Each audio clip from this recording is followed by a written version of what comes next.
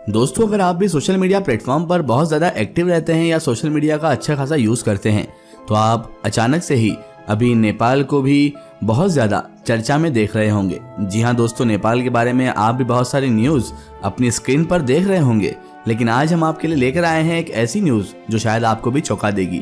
जी हाँ दोस्तों, नेपाल में होने वाला है कुछ बहुत बड़ा। अब नेपाल के मुस्लिमों ने कैसे दुनिया के होश उड़ा दिए, अचानक क्यों रही है नेपाल में हिंदू राष्ट्र की बनाने की मांग। आइए दोस्तों, इन सारी ही बातों को करते हैं कवर और इनके पीछे की हकीकत जानते हैं। दोस्तों, अभी आप जो मैप देख रहे हैं उस मैप में इस जगह पर मौजूद है नेपाल।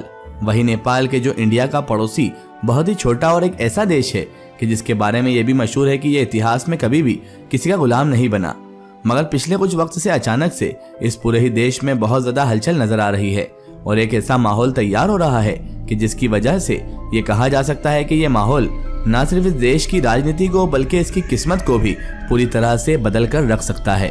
जी हाँ दोस्तों, दरअसल दोस्तों बात मैं कर रहा हूँ उन प्रोटेस्ट के बारे में, उन विरोध प्रदर्शन के बारे में कि जो पूरे नेपाल भर के अंदर हो रहे हैं और वक्त के साथ साथ काफी तेज हो चुके हैं।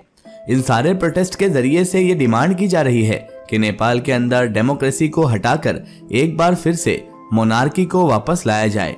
हाँ दोस्तों, आप लोग बिल्कुल सही सुन रहे हैं। ये थोड़ा अजीब सुनने में आपको लगेगा जरूर, या आप सोच रहे होंगे कि मैं ये क्या कह रहा हूँ, लेकिन एक ये कड़वा सच है। क्योंकि आज के दौर में आमतौर पर हम यही देखते हैं कि दुनिया के किसी न किसी इलाके में अपनी हुकूमत के खिलाफ, अपनी राजशाही के खिलाफ, अपनी किसी पुरानी सल्तनत के खिलाफ यही डिमांड की जा रही होती है कि भाई इस सिस्टम को हटाया जाए और डेमोक्रेसी वगैरह को लाया जाए ताकि लोग अपनी सरकार को खुद चुन सकें। मगर दोस्तों, नेपाल में इसका बिल्कुल उल्टा हो रहा है। नेपाल में लोग इसकी उल्टी मांग कर रहे हैं। इससे भी ज्यादा हैरान कर देने वाली बात तो यह है दोस्तों कि जो प्रदर्शनकारी है, जो प्रदर्शन कर रहे हैं, वो सिर्फ मोनार्की को ही वापस नहीं लाना चाहते, बल्कि ये तो नेपाल को हिंदू राष्ट्र बनाने की भी मांग कर रहे हैं। मुझे पता है दोस्तों कि आप में से बहुत सारे लोग कंफ्यूज भी होंगे और उनको ये लग रहा होगा कि भाई नेपाल तो पहले से ही हिंदू राष्ट्र है। तो मैं आपको बता दूं कि नेपाल में भले ही हिंदुओं की जनसंख्या 80 से 81% के करीब है, मगर फिर भी नेपाल एक हिंदू राष्ट्र नहीं है, बल्कि वो तो एक डेमोक्रेटिक और सेक्युलर कंट्री है।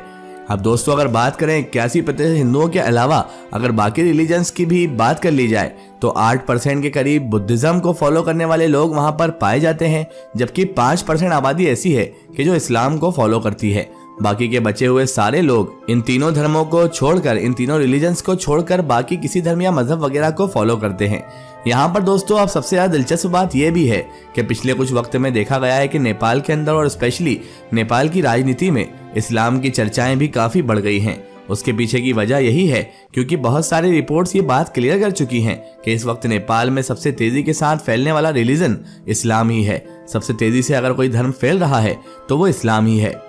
इसके अलावा दोस्तों, प्यू रिसर्च सेंटर की रिपोर्ट ने तो यहाँ तक ये भी बताया है कि 2050 आते आते इस्लाम नेपाल में इतना ज्यादा बढ़ चुका होगा कि बुद्धिज्म की जो इस वक्त सेकेंड पोजीशन पर मौजूद है उसको पीछे छोड़कर इस्लाम ही 2050 में नेपाल का दूसरा सबसे बड़ा रिलीजन बन चुका होगा। नेपाल के अंदर वक्त के साथ हद से ज्यादा मदरसे और हद से ज्यादा मस्जिदें भी बढ़ चुकी हैं, मगर अब सवाल यही है कि आखिरकार नेपाल के अंदर पिछले कुछ महीनों से इस बड़े लेवल पर साम्राज्य यानी कि हुकूमतों का दौर वापस लाने या फिर उसको हिंदू राष्ट्र बनाने की मांग आखिर क्यों की जा रही है। तो दोस्तों, इसका जवाब मिलेगा हमको इस देश के इतिहास में। वैसे तो दुनिया के ज्यादातर इलाकों की तरह नेपाल पर भी बहुत सारी हुकूमतों ने राज किया है, मगर जो आखिरी हुकूमत कायम हुई थी वो 1768 में हुई थी, जिसको किंगडम ऑफ नेपाल या फिर गोरखा एम्पायर के नाम से भी जाना जाता है। ये 1768 से लेकर 2008 तक लगातार कायम रही। इसका जो आखिरी राजा थे जिन्होंने सन 2008 तक हुकूमत की बागडोर संभाली थी, उनका नाम ज्ञानेंद्र शाह हुआ करता था। अब दोस्तों, ज्ञानेंद्र शाह के बाद अब जहां तक मामला इस सवाल का है कि इतने लंबे वक्त से कायम ये हुकूमत सन 2008 में भी खत्म ही क्यों हुई, तो दोस्तों हुआ ये था कि 1990 के बाद नेपाल के अंदर अपनी हुकूमत के खिलाफ और अपने राजा के खिलाफ काफी गुस्सा वगैरह देखा जा रहा था। लोगों का इल्जाम था कि राजा काफी करप्ट हैं, यानी भ्रष्टाचारी है, और हुकूमत से जुड़े हुए सभी के सभी लोग सिर्फ अपनी ही जेब भर रहे हैं, जबकि नेपाल बुरी तरीके से पिछड़ जा रहा है। आम पब्लिक के इसी गुस्से का ही नतीजा था कि अब नेपाल में भी चाइना की तरह ही एक कम्युनिस्ट मूवमेंट शुरू हो गया। इस मूवमेंट को माओइस्ट के नाम से भी जाना जाता है। बाद में यही एक सिविल वॉर में बदल गया और फिर नेपाल में यह खतरनाक सिविल वॉर 1996 से लेकर 2006 तक लगातार चलती रही। ये इतनी खतरनाक थी कि इसमें लगभग 17,000 से भी ज्यादा लोगों की जानें चली गई।